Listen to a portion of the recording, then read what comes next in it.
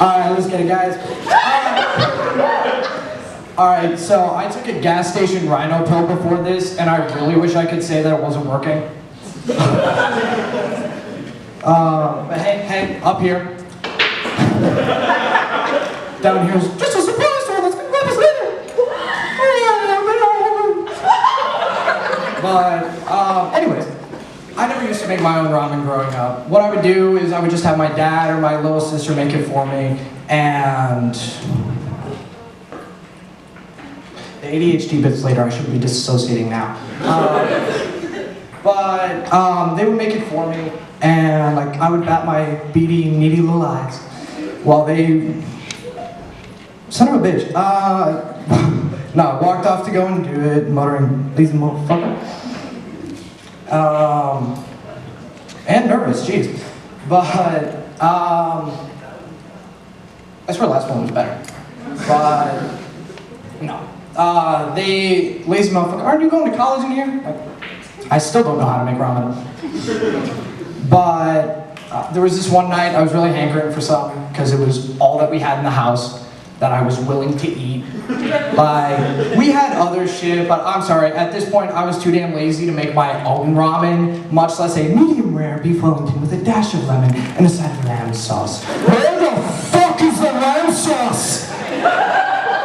Mom didn't buy it! Oh. But, so I realized I was gonna have to make my own ramen, which, not ideal, but I figured I could do it. I could make it work. Until I realized I didn't know how to boil water. The shock y'all feel right now is the same that my sister felt when I FaceTimed her to ask. Like, thanks. She goes, just wait until the bubbles come up. I'm like, I knew that. Just like, didn't know which knob on the stove to turn. And it's just like, is it the bubbles on the side or is it the bubbles on the top? And like, how many bubbles is it? How many? And like, why do you all know? Like, where was that episode of Mr. Rogers' Neighborhood?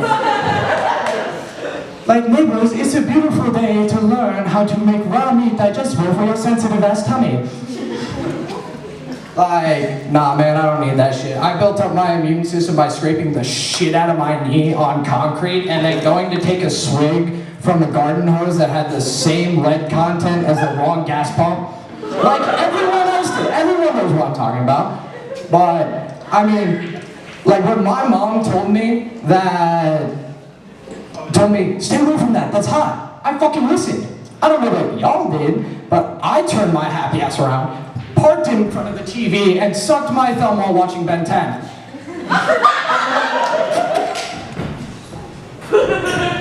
But honestly, I get the same experience out of just eating that shit raw. Like, I'm like, just throw the flavor packet back, and then eat the noodles like the oversized, unseasoned cracker I am. So I showed up late to my ADHD screening, and I walk in the door. The lady looks at me, looks at her watch, and checks a box. Like, this is the only institution in all of society where it is not only condoned, but fully expected for you to be late every single time. Like, it's like DMV employees know damn well that you are leaving with a migraine and going back to search for your actual birth certificate, not just a photocopy. And for some reason, your third grade report. But, let's go. I rolled up to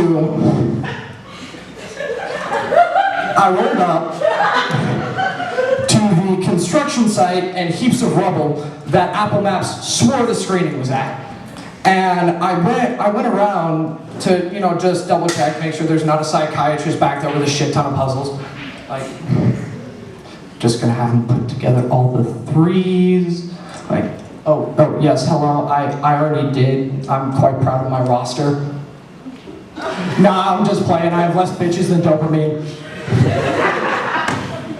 But this This is a nice callback to my first set.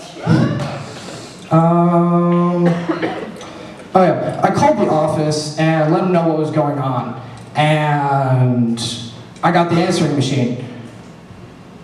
Because having a receptionist so you don't have to play phone tag with a bunch of potential ADHDers must have been out of the budget. Like, oh shit, I got a voicemail from the evaluators. Mr. McKinney, what kind of sick game are you playing? I can't keep wasting my time not finding your Waldo ass. Please. Bring it back. And the kind of testing that they administer, safety reasons, the kind of testing that they administer is so that you seriously cannot hide whether or not you're neurotypical, or if you have these same 5 lyrics from a 2014 chorus song that you cannot get out of your head for shit and is playing at all times. It's going down. I'm yelling, tell me. What? Fuck. It's going down. I'm yelling. Fuck, what's the next lyric? Thank you.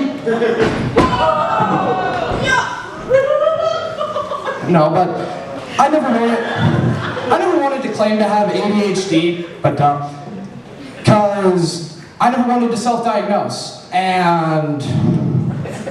But you know what? I really wouldn't be. It wouldn't be self-diagnosis, because I've been peer diagnosed by every damn person who has listened to me ramble on for 45 minutes after saying, no wait, it'll only be a 2-minute story. Never did get tonight to Apollo weekend. Yeah, I tried. But what's it called? Oh, yeah, no, that was the end of that one. Sorry, ADHD. What's it called? Oh, so I think that. No, I appreciate it. Like, cleared the silence for a little bit. Like, really bailed me out.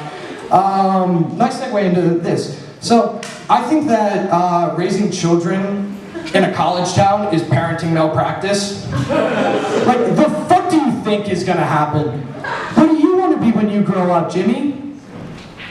I want to be a Signu.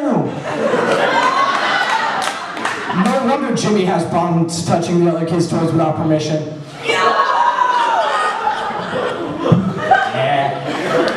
He did say unhinged, right? And then I was talking to this friend of mine about getting ribs removed. And she was like, oh, that's kind of biblical, because like, God removed Adam's rib to create Eve. Actually, I was talking about the less holy practice of sucking one's own dick.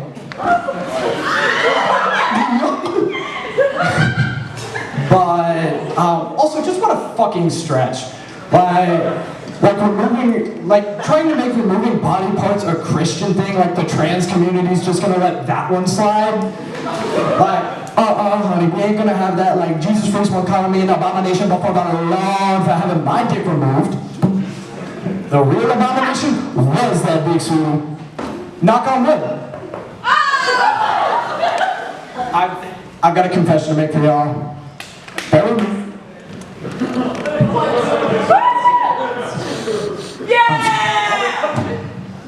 Well, this can only mean one thing.